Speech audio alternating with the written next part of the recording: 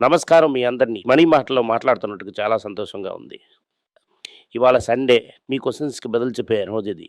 విష్ణు ఏమో ఈరోడ్‌కెళ్లారు. ఒక family emergency. Okay. Vinod ఏమో దాని గురించి వచ్చి ఒక సబ్‌స్టిట్యూట్‌గా గేమ్‌ని కాపాడుతున్నారు. కార్తిక్ ఏంటి అడుగుతున్నారంటే, ఏ లెవెల్ వరకు మనం సిప్లాని కన్సిడర్ చేయొచ్చు? 4% పడింది. దేనివల్ల? Boss 20 times earnings. ఓకే. ఇప్పుడు చూసామంటే ఎంత పీఈ వరకులోని మనం కన్సిడర్ చేయొచ్చు? ఓకే. 23, 24 వరకు మన రేంజ్‌లోనే ఉందని అనుకుంటున్నాం. 23, 24 వరకు మనం కన్సిడర్ చేయొచ్చు. వీళ్ళేంటి అడుగుతున్నారంటే, ఇప్పుడున్న macro geopolitics tension US, Canada 18 నెలల ముందుంది. ఓవర్ నైట్ మాడిపోయిందంతా. ఇలాంటి దాంట్లో ఇవన్నీ మన ఇండియన్ మార్కెట్‌కి ఏంటి ఈ పరిస్థితి? ఇది మంచిదా? కరెక్ట్ కాదా? ఇండియన్ మార్కెట్ ఆల్రెడీ కింద పడి పాతాళంలో ఉంది. మీ ప్రాబ్లమ్ ఏంటంటే మీరు ఎన్ని సార్లు చూస్తున్నా కూడా మీరు ఇండెక్స్ గురించి అడుగుతున్నారు. ఇండెక్స్‌లోనే టాటా మోటార్స్ 30% డౌన్. అది పైనకెళ్ళిపోయింది. ఇండస్ఇండ్ బ్యాంక్ ఏమో పైనకెళ్ళిపోయింది 50% డౌను. బజాజ్ అవుతుంది 30% డౌను. ఏషియన్ పెయింట్స్ అవుతుంది 30% డౌను. రిలయన్స్ అవుతుంది ఆల్మోస్ట్ 10% డౌను. టీసీఎస్ అవుతుంది 30% డౌను. ఓకే. ఇన్ఫోసిస్ నేను బౌన్స్ జోన్ తర్వాత 15% డౌన్ ఉంటుంది. విప్రో డౌను. అన్నీ చూసామంటే 15 టాప్ కంపెనీస్ డౌన్ ఉన్నాయి. లెస్ దెన్ 25% డౌన్ ఉంది. ఓకే. బ్యాంక్ స్టాక్‌లు పెంచి నిన్నే 20 పాయింట్లు plus. 25 points plus. Bank Nifty చూసి ప్లస్ అన్నారు. మీరేం చేస్తున్నారు? మీ పబ్లిక్ సెక్టర్ స్టాక్స్‌ని తెంచి ఇండెక్స్‌ని మేనేజ్ చేస్తున్నారు. అదప్పుడు అలాగే నార్మల్ లెవెల్ తెచ్చారంటే ఇండెక్స్ 23,000కి వెళ్ళిపోతుంది. మీరు ఆల్రెడీ చూసారంటే అంటే గ్రేట్ ట్రబుల్‌లో ఉన్నారని అర్థం.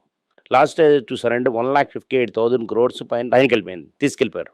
పెద్దగా చూసామంటే సబ్స్టాన్షియల్ మ్యూచువల్ ఫండ్స్ ఉంటేనే ఈ బాధ మీకు తెలుస్తుంది. ఇండెక్స్ ఎలాగుందో అక్కడే ఉంది. కానీ all stocks and down much more. Index అనేది చాలా తక్కువలో డౌన్ అయింది. నొప్పిగా గట్టిగా చేసి దాన్ని తీసేసినట్టు ఉంది. మీకు ఇది ఎలాగంటే ఒక గొద్దురం అని చెప్తారు. పోలీస్ స్టేషన్‌లో కొట్టారంటే వైన్‌కి తెలీదు. టకాల్టకానని కొడతారు. పైన చూస్తా అంటే టిప్ టాప్ డ్రెస్ ఏసి పంపించారంటే మీకు దెబ్బలు తగిలిందో తెలీదు. ఇప్పుడు ఆ గతిలో ఉన్నాం. ఓకే. చైనాలో ఏమో సర్ప్లస్ 1.2 ట్రిలియన్. ఇండియాలోనేమో డెఫిసిట్‌లో ఉన్నాం. ఇది ఎందుకుంది? మీరెవరికి అడగాల వాడిని అడగకుండా నాకు అడుగుతారంటే నేను పొలిటిక్ మాట్లాడాను అంటారు. సరే. ఓకే. బాస్ మీరు చూసారంటే నెట్ ఎక్స్‌పోర్ట్ చైనా చూసాం $14 బిలియన్.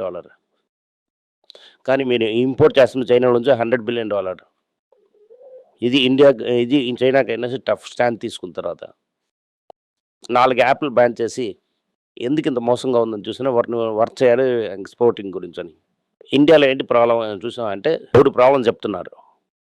ఎక్స్‌పోర్ట్స్ అన్నీ ఏమో స్మాల్ అండ్ మీడియం కేస్ ఎంటర్‌ప్రైజ్‌లో ఉన్నాయి. A1, A27లో లేదు.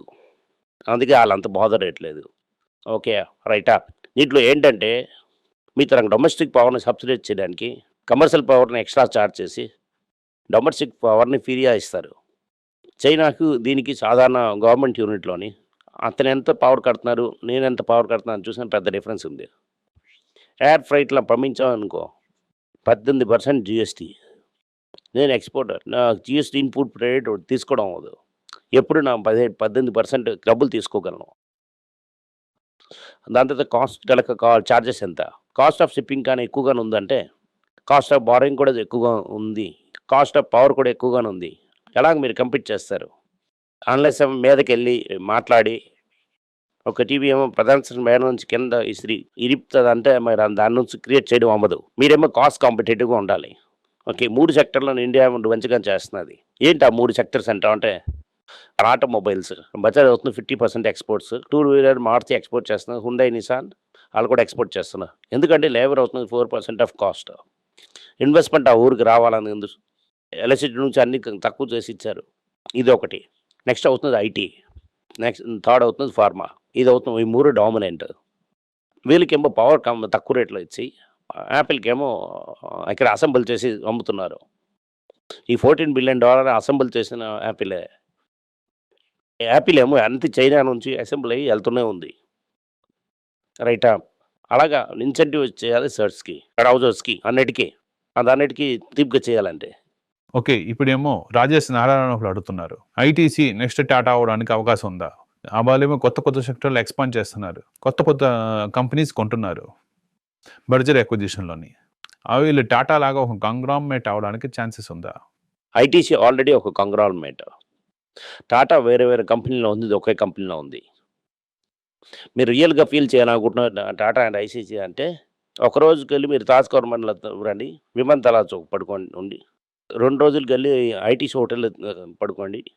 డిఫరెన్స్ మీకు తెలుస్తుంది. ఓకే. 2 మాకు నచ్చిన కంపెనీసే. ఐటీసీలో పడుకోండి, తాజ్‌లో పడుకోండి. మీకు డిఫరెన్స్ తెలుస్తుంది. ఇదే ఫాలోఅప్‌లో సెంచరీ ఏంటి అడుగుతున్నారంటే, ఇప్పుడు ఐటీసీ ఏమో డబ్బులు పడడం వల్ల, గ్లోబల్ పొలిటికల్ సిట్యుయేషన్ ఉండడం వల్ల 170 వెళ్తుందని అంటున్నారు. అప్పుడు ఎగ్జిట్ అయ్యి నేను అప్పు తీసుకుంటాను. కిందకే వెళ్ళదంటే? ఎందుకంటే సిగరెట్ బ్యాడ్ న్యూస్ వచ్చేసింది. ప్రజలేమో ఊదడం స్టార్ట్ చేశారంటే టెన్షన్‌తోని. బాస్ మీరు చూసానప్పుడు 20 టైమ్స్ ఎర్నింగ్స్. అది 10 టైమ్స్ ఎర్నింగ్స్‌కెళ్ళాలి. ఒక డెట్ ఫ్రీ కంపెనీ ఎలాగా 10 టైమ్స్ ఎర్నింగ్స్‌కెళ్తుంది? అలా అడుగుతుంది ఎర్నింగ్ తక్కువైందంటే ఎలా తక్కువ అవుతుంది? అదవుతుంది జియో పొలిటికల్ ట్రస్ట్. దాన్ని బట్టి అదే చెప్తున్నా. ఇంకా సిగరెట్ తాగుతావు. Fair enough. ఓకే.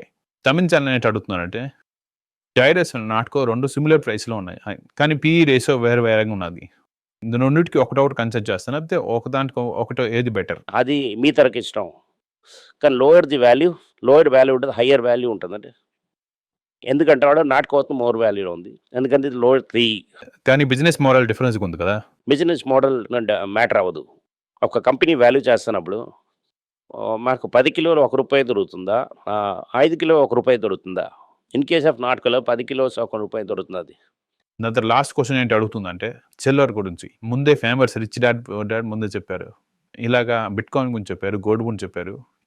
రీసెంట్ ఏంటి చెప్పారంటే, సిల్వర్ ఏమో $107 వెళ్ళడానికి అవకాశం ఉంది. కాగ్ కూడా అవును అని చెప్పారు. కానీ మనం వెయిట్ చేసి చూస్తాం కదా! అదే మీరు చెప్పిన యూబీఎస్ రిపోర్ట్‌లోని సిల్వర్ అదే $77 వెళ్తుందని రాశారు. సిల్వర్ ఏమో హన్ బ్రదర్స్ అనుకో లాస్ట్ 3 టైమ్స్ 50% క్రాక్ అయింది. గోల్డ్ 10% పడిందంటే సిల్వర్ 50% పడుతుంది. ఎందుకంటే సిల్వర్ అది మానిటరీ మ్యాటర్ కాదు.